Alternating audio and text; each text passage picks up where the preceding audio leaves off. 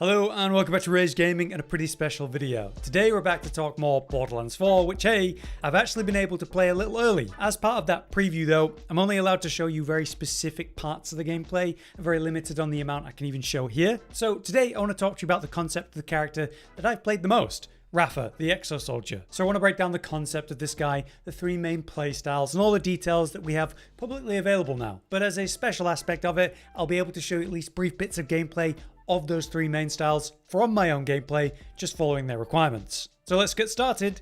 Who and what is Rafa? Rafa is just kind of a crazy super soldier. The idea is that he grew up in microgravity. So his bone density, his muscles, they were so altered that he couldn't actually exist out of it. In a desperate attempt to be able to explore the galaxy, he joined the military and had his body altered with a kind of exosuit. But the problem was this military would never let him go, so he deserted. So let's talk about those three main concepts and how they lean into his three main playstyles. Starting with the Lance, which is basically an offhand arm cannon that in exchange for decreased gun handling from the weight of it, he can fire these piercing shock ordnance blasts. He has a set amount of charges that he can fire off, so if he chooses to charge up the attack, unleash an extra strong attack to consume more charges in one go, he can increase its damage, size, and even speed. Or you could end it early, saving the amount of charges you didn't use, so that you can use it again sooner. This essentially works as a really potent snipe that, since it pierces, can actually take out many targets. And in my experience, works incredibly for taking out like a mini boss or an elite, one really potent charge of damage, or just effective pops, one or two per target. Next we have the Peacebreaker cannons, which are those shoulder mounted cannons that come out and auto fire at targets ahead of you, using kinetic gun damage with it. This is a great way to add extra DPS to whatever it is you're doing, whether it's AoE or single target. And we've seen many cases where these are modified in really potent ways. But you're able to end the cannons early, which will refund your action skill cooldown a bit too. So just like the Lance, you have that control of it. Lastly, we have the Arc Knives, the ultra melee build as it were. You go full melee and start swinging with a left click combo, or with right click you can dash forward at targets every few seconds and use a potent shock melee attack. Any enemy that takes a mark from you takes increased damage, so you have building single target. But if you choose to end the effect or it runs out, all the marked enemies take shock damage based on the amount of marks. So spreading them out and ending is a nice potent pop to end a fight. But there's a lot more potential for this melee playstyle when you get into capstones and that kind of thing. But no matter which one you're playing, you're going to have this special trait that says on the website, Overdrive. So whenever you activate any of those three skills, you also enter Overdrive at the same time. While your skill is active, Overdrive duration doesn't end. So there's a period after you come out of your skill that will still be in Overdrive. And while you are in Overdrive for the whole thing, you're just moving faster and you're dealing more damage across all sources. So it's an extremely potent DPS increase and mobility tool. Now to take a look at the publicly available information, the obvious place to go would be the website, which is going to give us information about each of the characters and their skill trees, telling us the name and having a look at the skill tree itself. The problem is that this is just an image you can't look at, and then the real formatting of the information is like this, which is kind of convoluted and not clear at all what builds into what. I don't find it nearly as understandable. So rather than going through that, we're going to take a look at the Max Raw Planner, which is the exact same thing, the exact same information, except we can hover over it and actually understand it all in a much more realistic way. So let's start with the Lance, beginning with the 5 augments which each skill gets. The first augment we'll look at is Sangre por Sangre. Whenever you consume a charge, he gains increased action skill cooldown. The bonus is increased for every charge consumed. So in short, as you're firing these charges, you're getting better cooldown. A good concept for firing off the Lance more often. This is in stark comparison to battery subscription service, which simply gives you an extra charge in general, but gives you increased potency the more charges you consume, making it a stronger single blast if you want to fully charge it. So you're basically getting one or more potent attacks versus weaker but more commonly used attacks. There's 3 other augments you might run, and you only have 1 slot. So Ojo Rojo is actually that critical strike chance. By damaging enemies with the Lance, you gain increased crit strike chance. I imagine once you actually get a crit, it resets, but it will have a big impact on that single big hit being more potent. Then you've got Digistruct module. Whenever you hit an enemy with a Lance, spawn a free grenade on that enemy. And if you have a grenade equipped, it spawns a copy of that instead. So you could do some very specific grenade focused builds. If you really power up your Ordinance, having a reliable way to spawn extra grenades seems awesome.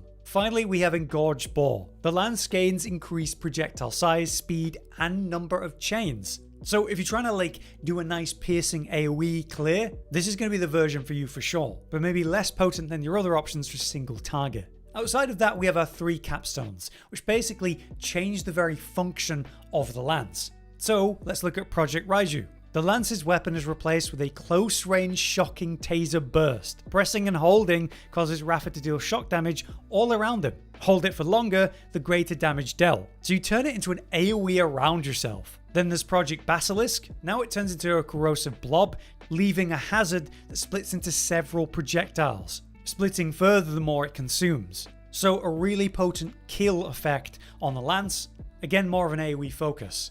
Lastly, we have Project Gorgon, turning it into incendiary damage. Holding it will deal increased damage, but it also becomes a laser, which you hold and it deals building damage, and chains to more enemies the more it consumes charges, again making it a more potent AoE.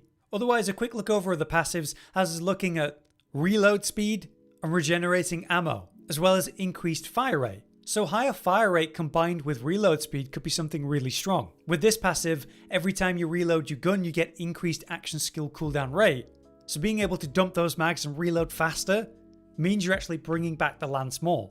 While other passives are going to help you with the Ordinance. By killing enemies, you help your grenade cooldown, tying in fact into the grenade related Augment. Another passive leans into that more when you get increased action skill cooldown rate by just throwing grenades. So there's some clear concepts here. Let's now look at the Peacebreaker cannons by comparison, which is the one that I've been playing the most in my gameplay. Starting with the Augments, we have Instincto, giving you critical strike chance. You can activate the cannons when active again to have double crit strike chance and hit damage, but the action skill duration drains a lot faster. However, killing enemies gives you increased duration, giving you a way to extend that potent effect a little bit longer. Great for pack clearing, but won't be nearly as potent as single target. Then we have Bullet Buddy Deluxe. You now regenerate ammo while the cannons are active and deal bonus fire damage based on how full your gun's mag actually is. His turrets will begin shooting explosive bullets while his magazine's full too. Then if you press F while it's active, you drain this skill faster, but now you don't actually consume ammo when firing your gun. So you're going to max out that bonus fire damage for a short duration. I love this idea because you can activate the cannons for AoE, and then when you come across a specific target, you can reactivate for even more potent burst on that single target. Our next augment's Hell in a Shell. If you press F while the Peacekeeper cannons are currently active, they'll instantly fire 2 fire bombs that deal fire damage in a large area, and killing enemies will reduce the skill's cooldown. So very AoE focused. Next we have Instafort Battle System. The cannons now deal Ordinance damage, and he deals increased Ordinance damage while the cannons are active. So very grenade focused. However, if you reactivate the skill while currently active, it will actually drop the cannons, making it a turret companion, occasionally firing grenades, and it'll copy your grenade. And you can reactivate it again to bring the turret back to your back if you need it.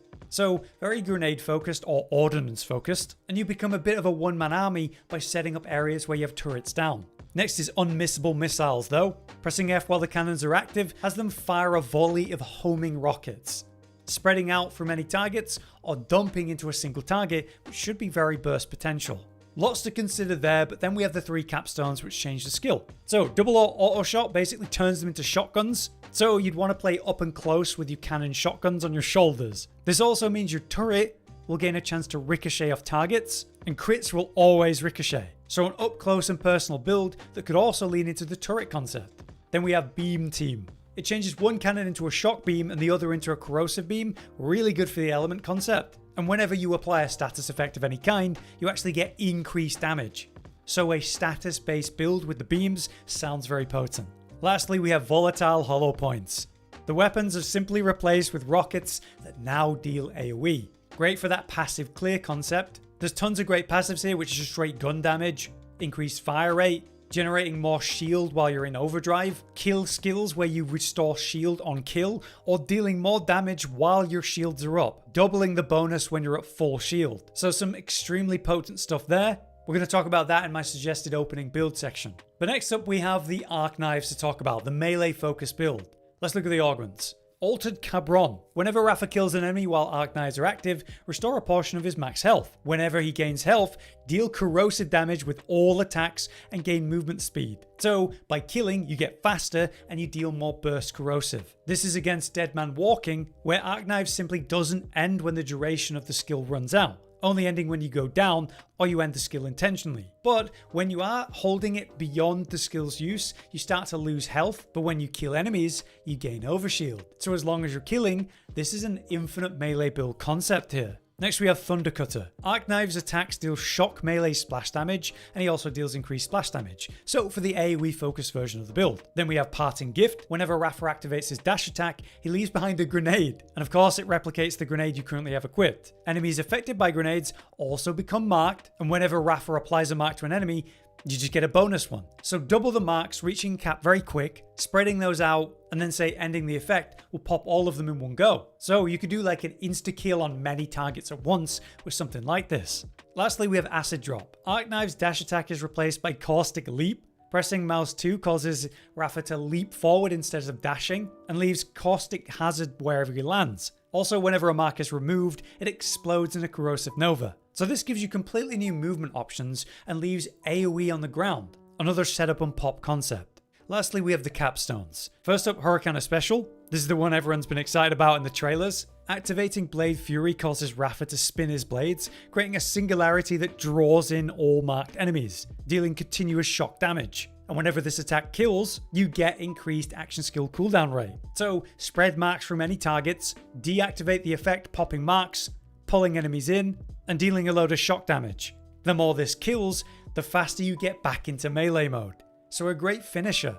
Then there's Inferno Protocol. While Arc Knives are active, you store all damage dealt to yourself. The exosuit heats up and then deals a constant amount of fire damage to him, but Rafa's melee attacks deal bonus fire damage. And a portion of all damage dealt to Rafa is also dealt to the enemies currently marked. It's kind of trading. Using Blade Fury to end the effect then will consume all stored damage and deal bonus fire damage based on that amount of stored damage. A portion of all damage dealt this way is then returned to Rafa as health. So as you trade all this damage, you get to reflect it back and recover as long as you manage it well. Lastly, we have Galvanic Panic. Whenever Rafa performs a melee attack while Arc Knives are active, you fire this acid glider at enemies within your view. These gliders deal corrosive splash damage based on the number of total marked enemies. Additionally, killing enemies with Arc Knives will restore some of your active skill duration, keeping your melee form longer. So this logically combines with Dead Man Walking, keeping it going for as long as possible. Finally, activating Blade Flurry will cause Rafa to fire this volley of acid while ending the effect. So for corrosive damage, this is going to be great for spreading it out or sending that all at one target. A lot of potential there too. So that's a lot to consider. Of course, there's going to be a lot of builds you can go into. Based on this though, there's one thing that I'd strongly recommend, at least initially when you get into the game. And that is going down the right side of this tree with the Peacebreaker cannons. These initial 13 points plus Bullet Buddy Deluxe should make for a very survivable, potent way to play, at least in the opening of the game. The reason for that is that you're going to get shield recharge rate up, and that shield will regen faster while Overdrive's up. So every time your cannons are up, you're basically a lot more survivable with shield generation. But then killing enemies with this passive means you're actually going to generate shields to further keep your shield going and protecting you. Finally, with this passive, you're going to deal increased damage based on how much shield you have. When the shields are full, you're dealing double that bonus. So with these passives giving you all this shield and restoring shield on kill, this passive is going to be way more potent, but then you'll be a lot more survivable. This is a really good idea in my opinion if you're going to open the game on hard, where survivability shouldn't be as common initially. And I really like the idea of Bullet Buddy Deluxe in general, because again, you can activate it, get this bonus fire damage, have regenerating ammo to fire for longer, or reactivate it and then just dump ammo because you've got infinite ammo for 8 seconds for great single target DPS. So this is how I would open with the first 13 points to have a smoother time on hard mode. But for now, that'll cover it for this very early intro to Rafa. I hope this gives you a good idea of his 3 main playstyles, though there's quite a few more options within those. But this light look was based on the public information. Actual guides will be coming when we're safely allowed to do that, when we can show proper gameplay and look at everything in detail beyond restrictions. So lots more Borderlands 4 coming your way. But until next time, I've been Hollow, you've been you. Thanks for watching. Josh, Cotton, and Hollow with the videos, dropping the humor like a hammer on your tippy toes, bringing entertainment on a daily arrangement to take our insanity and turn it into entertainment. Yes, I said entertainment twice, to reiterate that it is nice to look into your faces on a mostly daily basis when you let us in your homes to make the whole world a stage. Goodbye.